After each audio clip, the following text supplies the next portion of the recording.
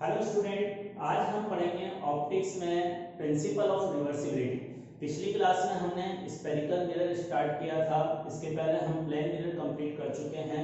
मैं mirror formula आपको discuss कर चुका हूं। अब उसकी एप्लीकेशन हम डिस्कस कर रहे हैं, प्रिंसिपल ऑफ रिवर्सिबिलिटी।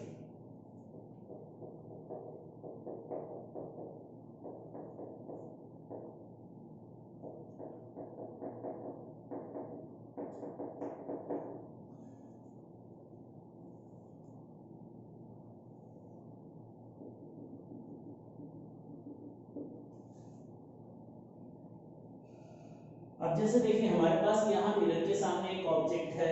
इस ऑब्जेक्ट में से लाइट इंसिडेंट होती है मिरर पे, मान लो इस तरह से, और रिफ्लेक्शन के बाद लाइट इस तरह से जाती है। तो रिफ्लेक्शन के बाद ये लाइट प्रिंसिपल एक्सिस को यहाँ कट कर रही है, तो इस ऑब्जेक्ट की इमेज यहाँ पर बनेगी I1। यहाँ हमने एक ऑब्जेक्ट रखा था और इस ऑब्जेक्ट से निकलने वाली लाइट मिरर के इस पॉइंट पर इंसिडेंट हुई, रिफ्लेक्शन के बाद यहाँ पास हुई, तो इसने इमेज यहाँ बनाई। अब इस पहले केस में अगर हम इसका मैग्नीफिकेशन एज्यूम कर लेते हैं, m1 आया, इस ऑब्जेक्ट की जो इमेज बनी उसका मैग्नीफिकेशन m1 के बराबर है।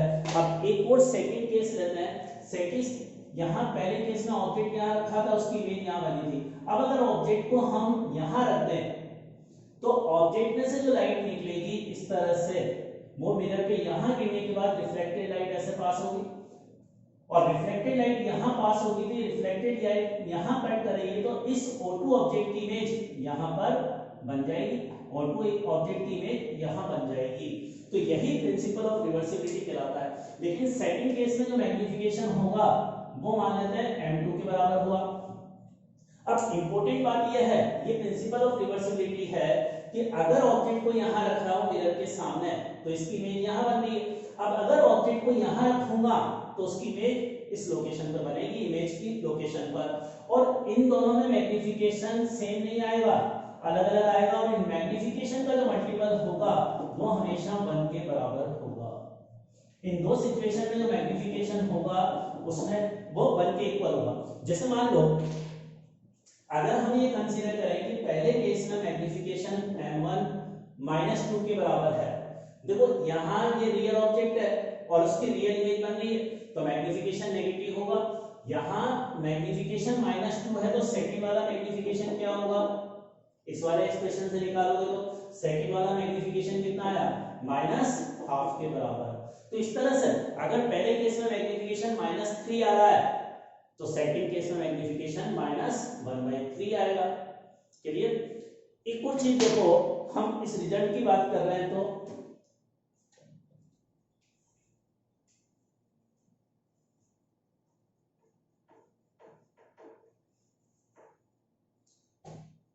मैग्नीफिकेशन का फॉर्मूला मैंने पिछली क्लास में ये बताया था, -v/u।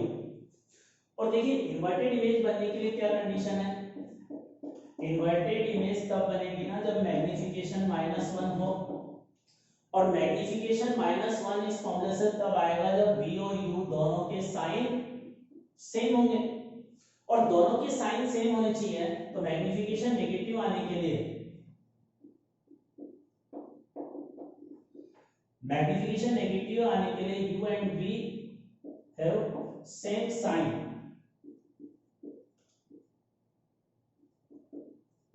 Means same nature. देखो दोनों के साइन सेम है तो दोनों की नेचर सेम होनी चाहिए। अब नेचर का मतलब है रियल या वर्चुअल, या तो दोनों रियल हो या दोनों वर्चुअल हो। और मैंने आपको बताया था एक्स कोऑर्डिनेट u और v अगर पॉजिटिव है तो ये वर्चुअल है।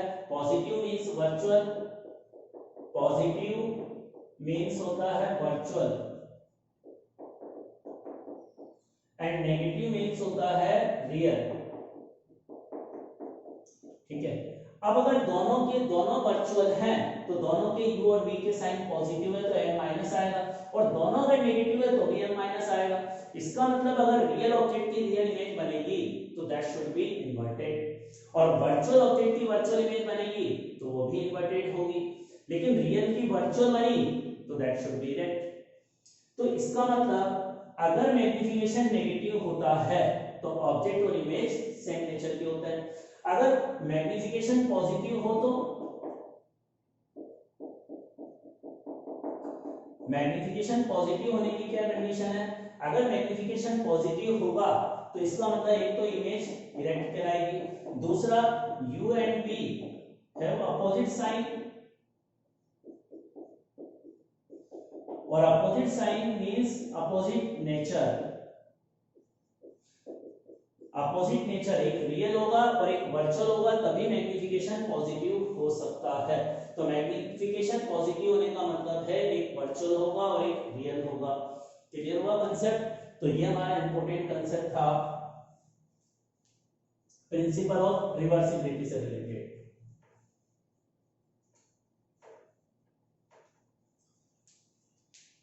लिखो अगला question.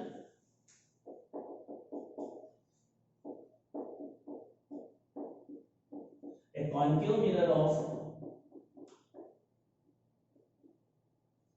focal length 10 centimeter from double size image. Find distance of object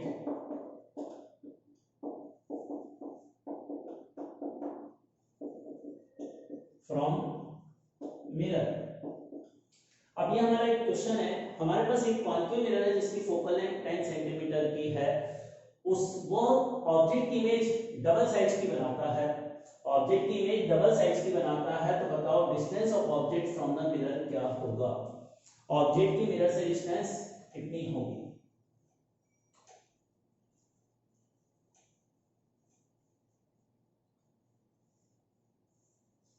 अब देखो क्वेश्चन में अगर मुझे ये दे रखा है कि डबल साइज की इमेज बन रही है, तो डबल साइज की इमेज बनने का मतलब मैग्नीफिकेशन कितना है।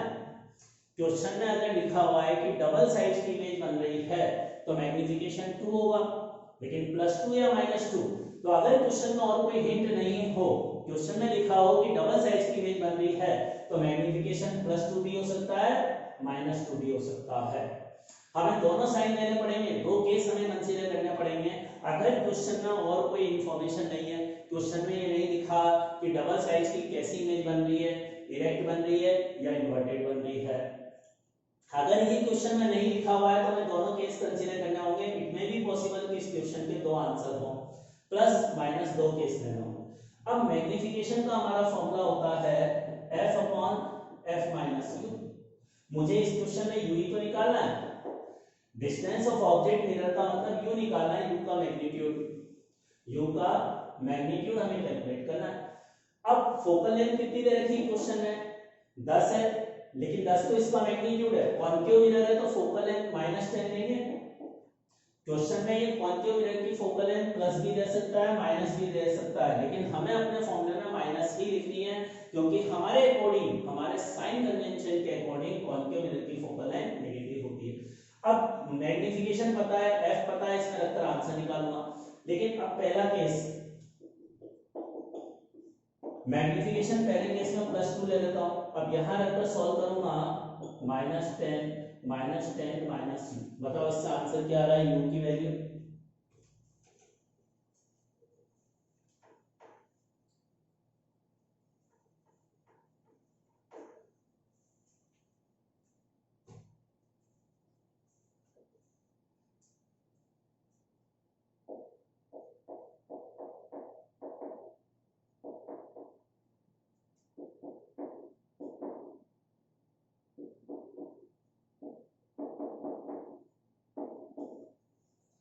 एक आंसर तो ये आया। अच्छा अब देखो ये आंसर आया -5 सेंटीमीटर पे रखेंगे, माइनस का मतलब ऑब्जेक्ट हमारा कैसा है, रियल ऑब्जेक्ट है, रियल ऑब्जेक्ट है, और मैग्नीफिकेशन प्लस है, मैग्नीफिकेशन प्लस है, तो मैग्नीफिकेशन अगर पॉजिटिव है तो ऑब्जेक्ट और इमेज सेम नेचर के होंगे या अपोजिट, और अगर ये ऑब्जेक्ट रियल है तो इसकी इमेज कैसी होगी, वर्चुअल इमेज होगी, मतलब मिरर के पीछे बन रही होगी डबल साइज की। मैग्नीफिकेशन प्लस होने का मतलब वर्चुअल इमेज बनेगी, रियल ऑब्जेक्ट है और इमेज कैसी है, इरेक्ट है, डबल साइज की इरेक्ट इमेज बनेगी, सीधी इमेज बनेगी, ये इसका मतलब हुआ। नाउ सेकंड केस, मैग्निफिकेशन -2 ले हम।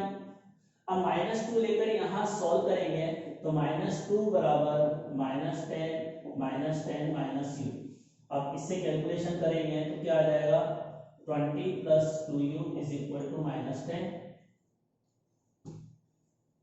नाउ इसकी कैलकुलेशन से 2u = कितना आ गया -30, तो u = -15। तो सेकंड आंसर ये होगा। तो इस क्वेश्चन के दो आंसर होंगे। ऑब्जेक्ट -5 पर भी रख सकते हैं, मतलब 5 सेंटीमीटर भी आंसर है, 15 सेंटीमीटर भी आंसर है। और ये u नेगेटिव आ रहा है, इसका मतलब इस केस में भी ऑब्जेक्ट रियल है।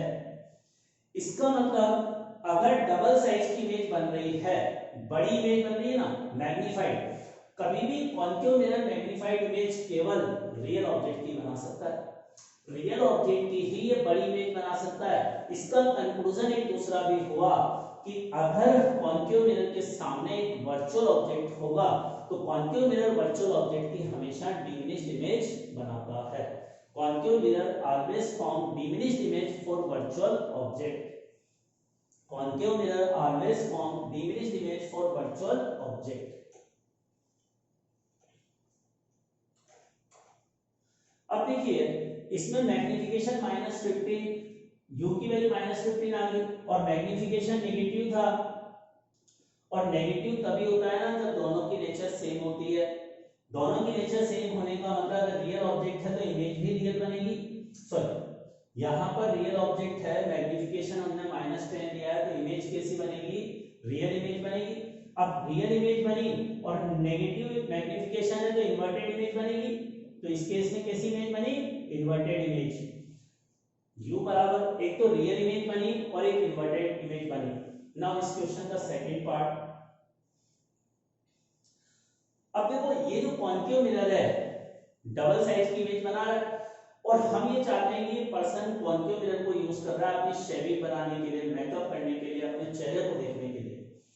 तो अगर इस पर्सन की इन्वर्टेड इमेज इस मिरर में बनेगी तो क्या वो शेविंग बना पाएगा? इन्वर्टेड का मतलब उल्टा, सिर नीचे हो जाएगा, पैर ऊपर, और शेविंग बनाएगा तो नहीं बना सकता ना।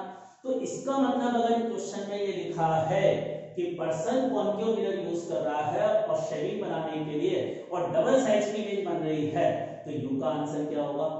मतलब ये कॉन्केव मिरर अगर शेविंग मिरर की तरह यूज हो रहा है, इसका यूज शेविंग पर्पस से हो रहा है, तो डबल साइज की इमेज बन रही है तो उसके अकॉर्डिंग तो दो आंसर होंगे, एक -5 एक -15। लेकिन शेविंग बनाने के लिए अगर यूज कर रहे हैं तो इन्वर्टेड इमेज वाला कांसेप्ट नहीं चलेगा, मतलब मैग्निफिकेशन नेगेटिव नहीं होना चाहिए, दैट शुड बी पॉजिटिव। अगर मैं इस मिरर को शेविंग मिरर के रूप में यूज कर रहा हूं तो मैग्निफिकेशन शुड बी पॉजिटिव।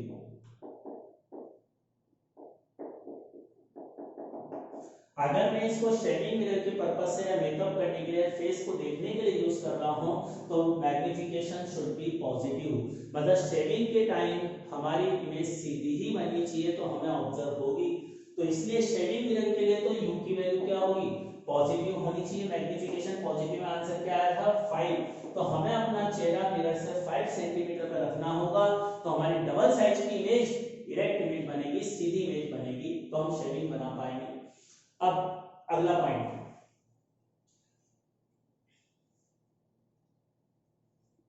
अब क्वेश्चन में हमें कहा है थर्ड पार्ट में कि ये कॉन्केव मिरर जो डबल साइज की इमेज बनाता है ना, वो स्क्रीन पर बनाता है। If double size image form on screen then find u. अब देखो स्क्रीन पर जो इमेज बनती है, क्या वर्चुअल इमेज को स्क्रीन पर बना सकता हूं? वर्चुअल इमेज को थप्पड़ मार सकता हूं? नहीं ना। तो अगर क्वेश्चन में लिखा है कि ये कॉन्केव मिरर डबल साइज की इमेज स्क्रीन पर बना रहा है तो स्क्रीन पर तो रियल इमेज ही हो सकती है। और पहले केस में जो इमेज बनी है वो वर्चुअल बनी है, तो पहला केस नहीं है। और सेकंड केस में जो इमेज बनी है रियल इमेज बनी है, तो रियल इमेज का आंसर। इसका मतलब अगर स्क्रीन पर इमेज बन रही है तो इमेज रियल होगी और ऑब्जेक्ट भी रियल है तो इन्वर्टेड इमेज बनेगी।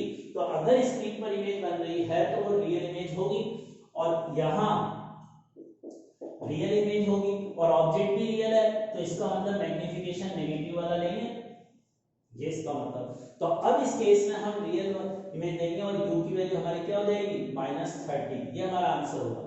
तो ये चीज हमें समझनी है कि जस्ट मैग्निफिकेशन डबल, मतलब डबल साइज की इमेज देने का मतलब है कि मैग्निफिकेशन +2 भी हो सकता है, -2 भी हो सकता है। अगर हम उसको मेकअप के लिए यूज कर रहे हैं तो मैग्निफिकेशन पॉजिटिव लेंगे, और अगर हमें ये कहा है कि ऑब्जेक्ट की इमेज स्क्रीन पर बन रही है तो स्क्रीन पर तो केवल रियल इमेज ही बन सकती है।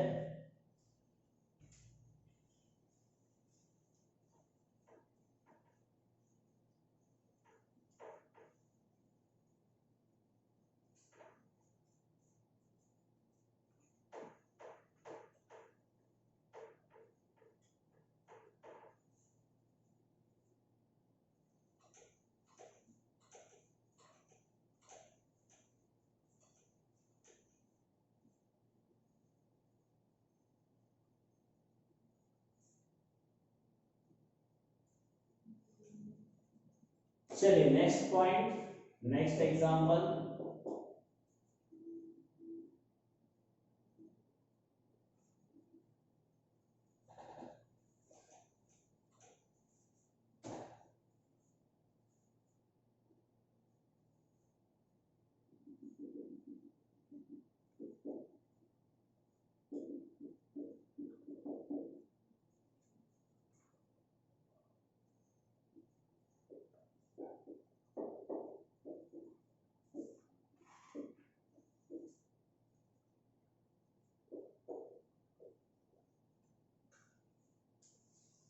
अब देखो हमारी अर्थ की सरफेस पर एक कॉन्केव मिरर रखा है।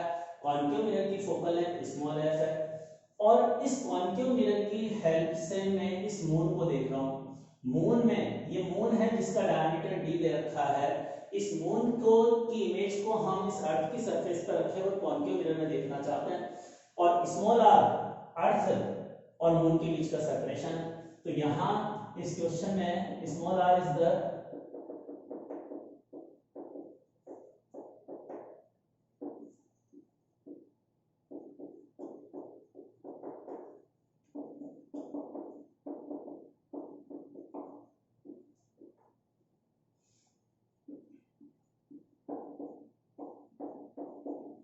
अच्छा, इन तीनों डिस्टेंसेस में रिलेशन ये होगा, small r is very very large with respect to diameter of moon, और capital D diameter of moon is very very large with respect to focal length. यहां स्मॉल r इन जनरल आपको kilometre में given होगा, capital D भी kilometre में given होगा, और focal length metre और सेंटीमीटर में गिवन होगी।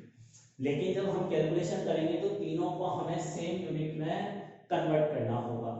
अब हमारे क्वेश्चन क्या है, इस डायमीटर की इमेज ये मिरर बनाएगा, तो जो इमेज बनेगी इस मून के डायमीटर, मून की उस इमेज का डायमीटर निकालना है हमें, क्या होगा। तो देखें क्वेश्चन की language, calculate diameter of image, moon image. अब मून की जो इमेज बनेगी उसका डायमीटर हमें कैलकुलेट करना है। देखो यहां पर मून और अर्थ के बीच की डिस्टेंस बहुत ज्यादा लार्ज है, एक तरह से इंफिनिटी है, और अगर इंफिनिटी पर ऑब्जेक्ट होता है तो उसकी मिरर इमेज फोकस पर बनाता है। ये जो है मून की अर्थ की सरफेस से डिस्टेंस बहुत ज्यादा लार्ज है, स्मॉल r इस फोकल लेंथ के कंपैरिजन में, तो small r is almost infinity, और इंफिनिटी पर ऑब्जेक्ट होता है तो उसकी इमेज फोकस पर बनती है। अगर ऑब्जेक्ट को हम इंफिनिटी पर रखते हैं तो उसकी इमेज फोकस पर बनती है। इसका फोकस रियल है या वर्चुअल, रियल तो इधर की तरफ होगा, तो यहां पे इसका फोकस होगा। इसका मतलब जो मून है उसकी इमेज यहाँ फोकस पर बनेगी, ठीक है, फोकस पर बनेगी, और फोकस रियल है, मून भी रियल है, तो यहाँ रियल ऑब्जेक्ट है और रियल इमेज बन रही है।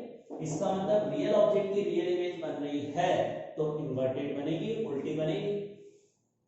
लेकिन उल्टी इमेज बनेगी, जैसे यहां पर ए पॉइंट है, ये बी पॉइंट है। अच्छा, इमेज उल्टी बनेगी, छोटी बनेगी या बड़ी, इमेज छोटी बनेगी या बड़ी।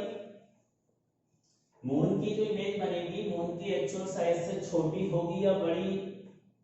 अब देखो इसके लिए कैसे पता लगाएंगे, मैग्निफिकेशन का मैग्नीट्यूड b/u के बराबर था ना। अब v तो यहाँ r के बराबर है और u f के बराबर है, और r बहुत ज्यादा है, इसका मतलब सॉरी v तो f के बराबर है और u r के बराबर है। ऑब्जेक्ट तो बहुत ज्यादा डिस्टेंस पर रखा है और इमेज पास में है, तो v छोटा है ना, यहाँ v बहुत छोटा है u से, तो मैग्निफिकेशन भी 1 के कंपैरिजन में बहुत छोटा होगा, मतलब बहुत छोटी इमेज बनने वाली है। मैग्निफिकेशन 1 से बहुत छोटा है तो इमेज बहुत छोटी बनेगी, और इसका मतलब ये सन की जो इमेज बनेगी या रियल बनेगी, इन्वर्टेड बनेगी। तो इस तरह से इमेज बनेगी। इन्वर्टेड इमेज का मतलब क्या है, मान लो इस सन का जो डायमीटर है उसका अपर पॉइंट a है, इसका अपर पॉइंट a है, तो a की इमेज यहाँ नीचे की तरफ बनेगी a डैश, और b की इमेज यहाँ b डैश ऊपर बनेगी। लेकिन सन गोल होता है, स्फेरिकल, स्फीयर को उल्टा पुल्टा किधर से भी देखो हमें सेम नजर आता है, तो बनेगी इमेज इन्वर्टेड, लेकिन हमें दिखाई इन्वर्टेड नहीं देगी। अब यहाँ ये जो इमेज बनी इसका डायमीटर मान लेते हैं स्मॉल d, और ये हमें कैलकुलेट करना है, समझ में आएगा। तो small d is the diameter of moon image, और ये डायमीटर हमें कैलकुलेट करना है। अब देखो इसको कैलकुलेट करने के लिए हम, क्लियर हो गया यहाँ तक कंसेप्ट। अब एक छोटा सा फॉर्मूला लगेगा और ये क्वेश्चन बहुत आसानी से सॉल्व हो जाएगा। मेन तो कंसेप्ट है इस क्वेश्चन को समझना। तो हम फॉर्मूला क्या लगा रहे हैं, m बराबर minus b by u is equal to height of image divided by height of object. Clear. अब ये फॉर्मूला हम यहाँ लगाएंगे। मैंने आपको कहा था जो भी चीजें रियल है उसका एक्स कोऑर्डिनेट पॉजिटिव है, तो ये मून रियल है, तो u कितना लूंगा माइनस r। इस ऑब्जेक्ट ये है ना, इसकी यहां से डिस्टेंस r है लेकिन रियल है तो माइनस r, और v जो इसकी इमेज बनी फोकस पर बनी तो माइनस f। क्लियर। अब हाइट ऑफ इमेज वो हमें निकालिए d, और height of object capital D है। अब इन चारों वैल्यू को इस फॉर्मूले में रख दूंगा तो मेरा क्वेश्चन सॉल्व हो जाएगा। तो माइनस b की value minus f minus r is equal to h2 small d upon capital D। तो स्मॉल d किसके बराबर आया, minus f upon r into d। ये अपना आंसर हो गया। और माइनस साइन इसमें आंसर में क्या बता रहा है, माइनस साइन ये बता रहा है कि जो इमेज बनेगी इन्वर्टेड बनेगी। जो माइनस साइन है वो ये रिप्रेजेंट करता है कि इमेज इन्वर्टेड बनेगी। क्लियर। अब देखो इसके बाद यहां पर ये जो सन का डायमीटर है ना, इसके जो एक्सट्रीम पॉइंट है उसको अर्थ की सरफेस से ज्वाइन करो।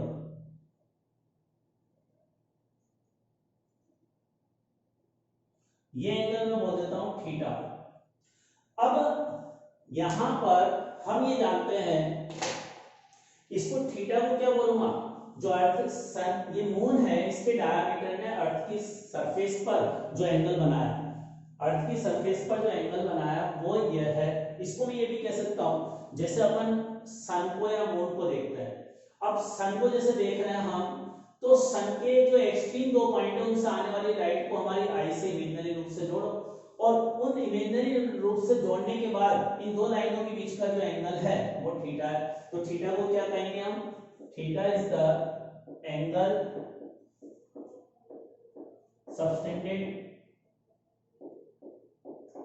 Subtended bye moon on earth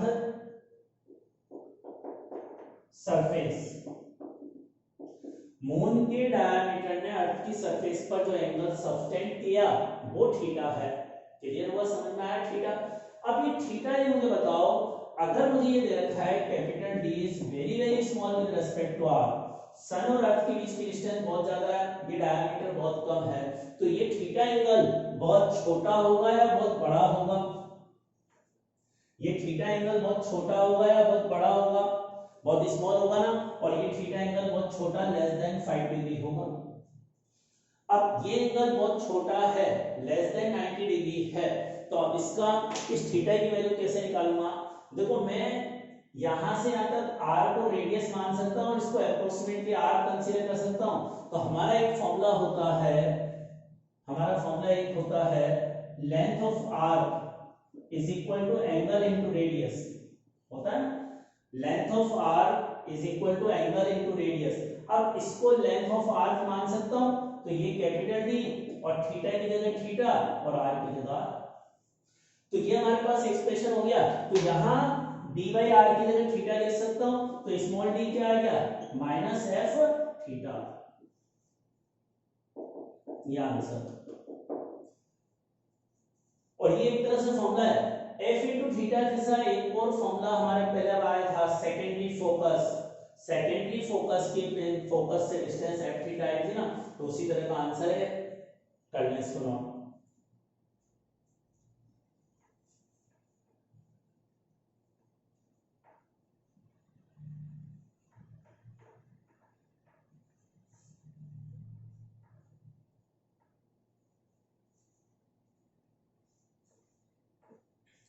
अब देखो बात, इसके बाद कुछ और क्वेश्चन हम डिस्कस करते हैं।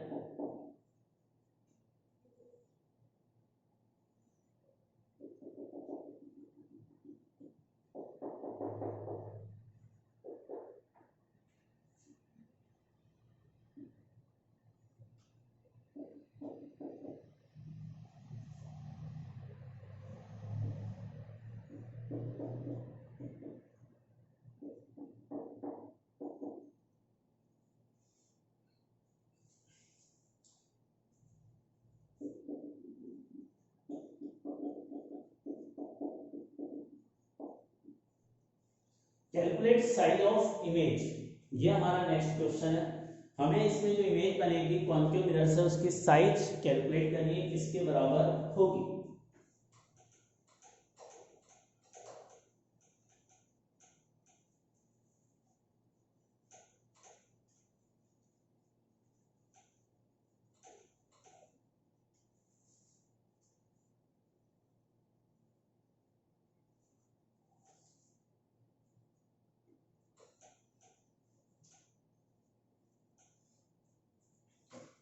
हमारे पास ये एक ऑब्जेक्ट एबी ऑब्जेक्ट है जो कॉन्केव मिरर के सामने रखा हुआ है, इसकी इमेज की साइज निकालनी है।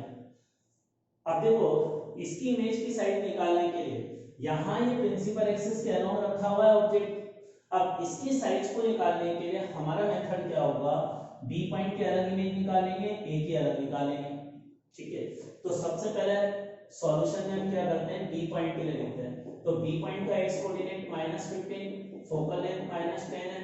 अब मिरर फॉर्मूले से इमेज निकालोगे तो -30 पे बनेगी, तो बी पॉइंट की इमेज -30 पे बनेगी। इसी तरह से अगर ए पॉइंट की इमेज निकालेंगे तो ए के लिए यू लेंगे -20 और एफ है -10, तो बी आ जाएगा -20।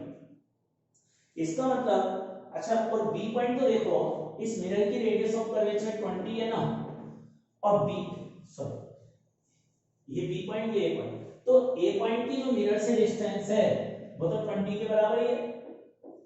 तो इसका मतलब ए पॉइंट मिरर के लिए उसके सेंटर ऑफ कर्वेचर पर है, ए पॉइंट मिरर के सेंटर ऑफ कर्वेचर पर है। अगर कोई ऑब्जेक्ट सेंटर ऑफ कर्वेचर पर होता है तो उसकी इमेज उसी पॉइंट पर बनती है। तो ए पॉइंट की इमेज तो यही बनेगी और बी पॉइंट की इमेज यहां से 30 सेंटीमीटर पे बनेगी। तो अब जो इमेज का डायग्राम बनाऊंगा यहां इस क्वेश्चन में, इमेज का अगर मैं डायग्राम बनाऊं तो कुछ इस तरह का बनेगा। ए की इमेज तो यही बन जाएगी, इस ए की इमेज को नाम दे देता हूं ए डैश, और बी की इमेज 30 पे बनी तो यहां कहीं बी की इमेज बनेगी बी डैश, और ये डिस्टेंस 30 के बराबर होगी। तो हमारे पास जो ऑब्जेक्ट था उसकी इमेज यहां ऐसी बनी ना। अब ये बताओ इमेज की लेंथ कितनी है, लेंथ ऑफ इमेज, तो लेंथ ऑफ इमेज 30 में से 20 माइनस करेंगे तो 10 आ जाएगी। तो length of image is equal to 13 minus 20, तो 10 सेंटीमीटर आंसर आ गया। और ऑब्जेक्ट की साइज थी 5 और इमेज की साइज डबल है, तो मैग्निफिकेशन 2 होगा ना, तो मैग्निफिकेशन यहाँ कितना आया 2, मैग्निफिकेशन यहाँ 2 आया। अब ये बताओ ये इमेज जो बनी ये इन्वर्टेड कहलाएगी या इरेक्ट, इमेज इन्वर्टेड होगी या इरेक्ट। देखो जो ऑब्जेक्ट था उसका कौन सा पॉइंट मिरर की तरफ था, बी पॉइंट था, और इमेज का कौन सा पॉइंट मिरर के नजदीक है, ए पॉइंट। तो इमेज उल्टी हुई ना, इन्वर्टेड हुई, तो यहां पर डबल साइड की इमेज बनेगी और इन्वर्टेड बनेगी।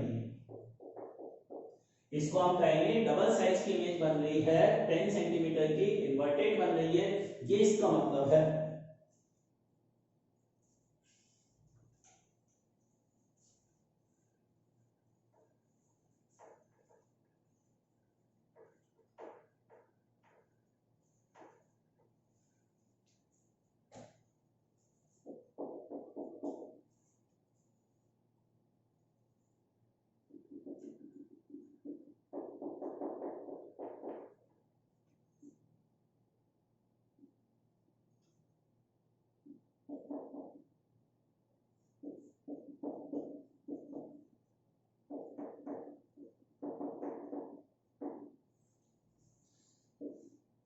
Calculate size of image.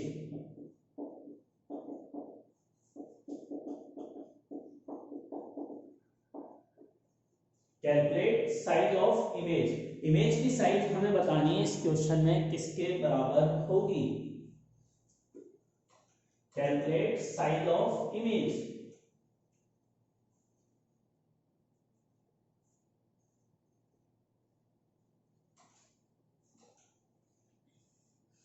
अब देखो बच्चों, इसमें और पिछले क्वेश्चन में अंतर था, इसकी साइज बहुत कम है 1 mm 15 सेंटीमीटर के कंपैरिजन में।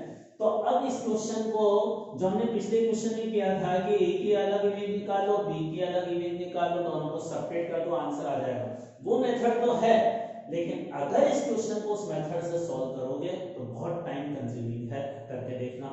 मैं दूसरा मेथड, अब इस क्वेश्चन को सॉल्व करने के लिए मैं ये फॉर्मूला लगाऊंगा, माइनस बी बाई यू का whole square is equal to delta b upon delta you.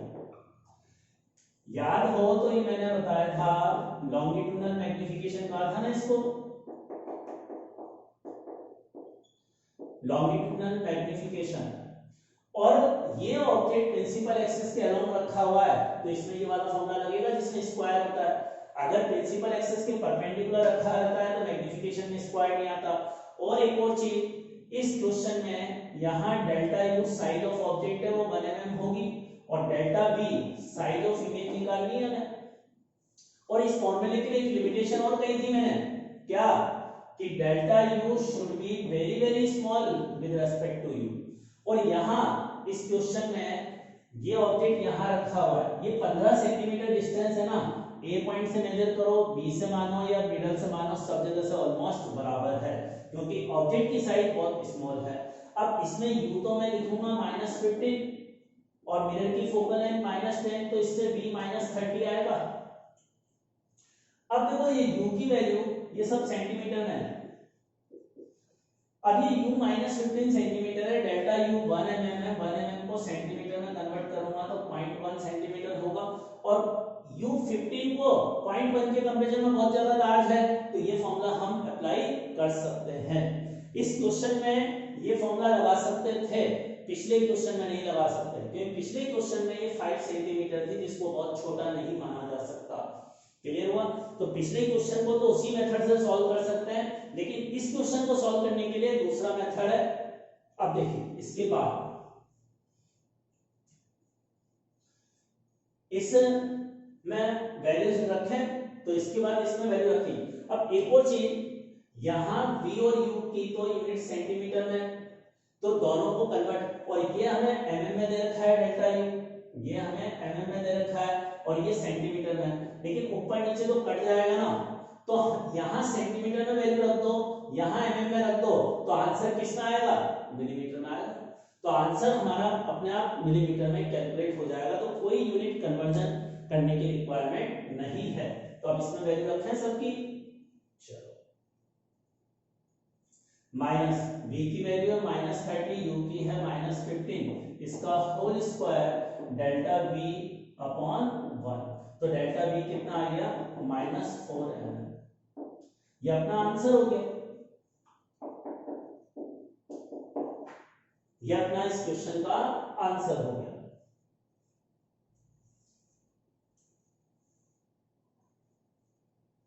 अब यहां पर इमेज बनी थी 30 पे बनी थी ना, तो इमेज 30 पे यहां बनी, ये डिस्टेंस 30 है और 4 टाइम्स साइज की, जो ऑब्जेक्ट की साइज है उससे 4 टाइम्स साइज की बनी।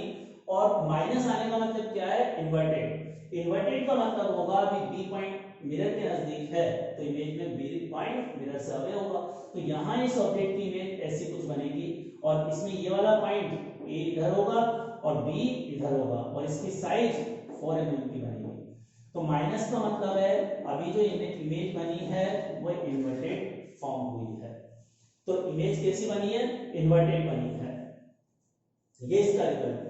अच्छा, इसका फोकस यहां कहीं होगा ना, इस मिरर का फोकस यहां है। अच्छा देखो, ये ऑब्जेक्ट और इमेज दोनों मिरर के सेम साइड है ना, और हमेशा सेम साइड होगी, चाहे कोई सा भी मिरर हो, ऑब्जेक्ट कैसा भी हो, रियल या वर्चुअल, हमेशा इमेज जो होती है फोकस के सेम साइड में होती है। मिरर के अपोजिट साइड में हो सकती है लेकिन फोकस के सेम साइड में होगी। तो लिखें इस रिजल्ट को, object and image are always same side of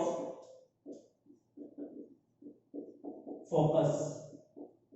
object और इमेज हमेशा मिरर के सेम साइड होते हैं, चाहे रियल ऑब्जेक्ट की बात करें, वर्चुअल की बात करें, कॉन्केव मिरर बात करें, कॉन्वेक्स मिरर बात करें, ऑब्जेक्ट कहीं भी रखा हो -इंफिनिटी से +इंफिनिटी के बीच।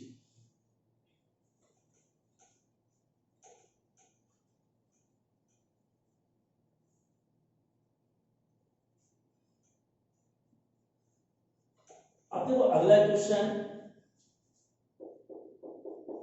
क्वेश्चन तो क्या है, इस पिछले क्वेश्चन की एप्लीकेशन है। जैसे एक कॉन्केव मिरर वापस 10 सेंटीमीटर फोकल लेंथ का लेता हूं, यहां मेरा एक ऑब्जेक्ट है और ऑब्जेक्ट इस प्रिंसिपल एक्सिस के अलोंग एसएचएम कर रहा है और एसएचएम का एम्पलीट्यूड 1 mm है और उसका टाइम पीरियड t है और ये डिस्टेंस 15 सेंटीमीटर है। ऑब्जेक्ट इस मिरर के सामने एसएचएम कर रहा है प्रिंसिपल एक्सिस के अलोंग और उस एसएचएम का एम्पलीट्यूड 1 mm है और उसका टाइम पीरियड t है। तो इमेज के बारे में हमें बताना है, इमेज का मोशन कैसा होगा।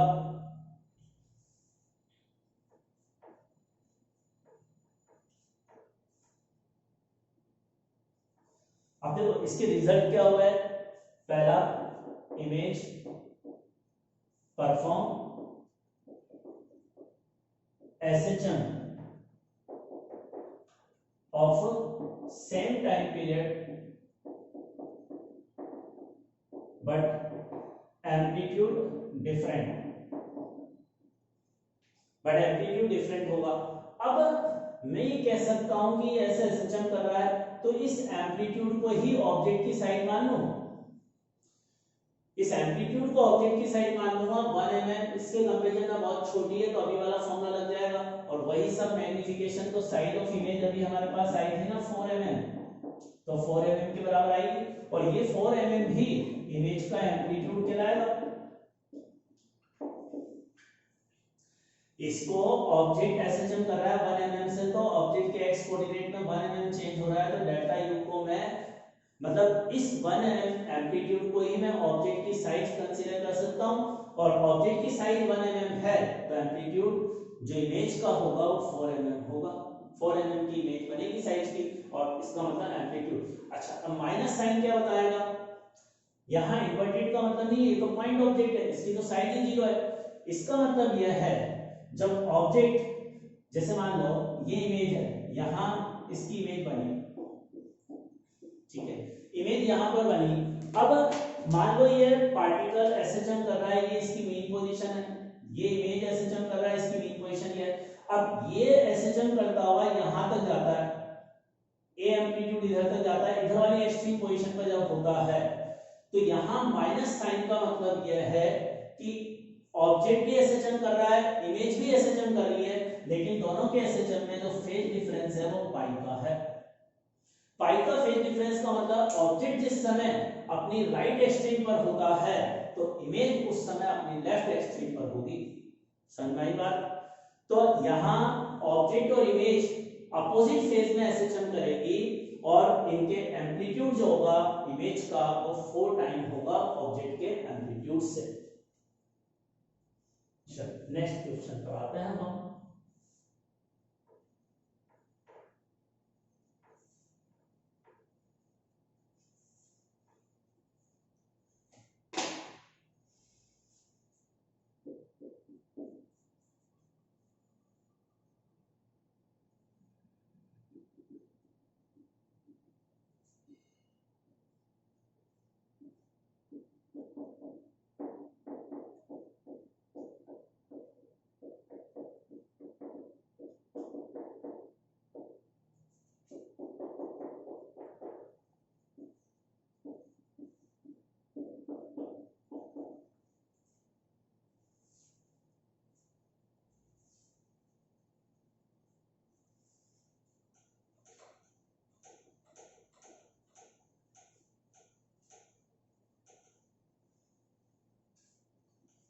अच्छा अब ये बताओ इस स्क्वायर की टोटल पेरीमीटर कितनी है, टोटल लेंथ। ये एक स्क्वायर ब्लॉक है, मेश है, वायर का एक स्क्वायर है जिसकी साइड 1 mm है।